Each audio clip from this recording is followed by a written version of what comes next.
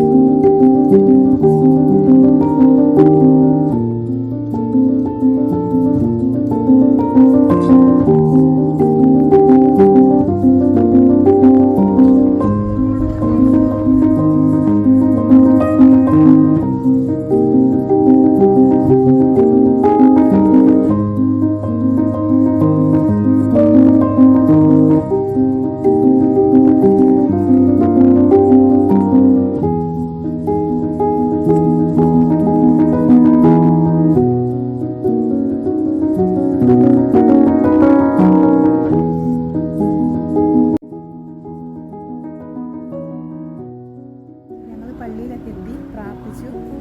നമ്മുടെ നാട്ടിൽ നിന്ന് കാണുന്നൊരു നമ്മുടെ ആ ഒരു പ്രതീക്ഷയോടെ നമ്മളിവിടെ വരുന്നത്. പക്ഷേ ഇവിടെ വേറെ വ്യത്യസ്തമായിട്ടൊരു മാതാവിനെയാണ് നമുക്ക് കാണാൻ പറ്റിയത്.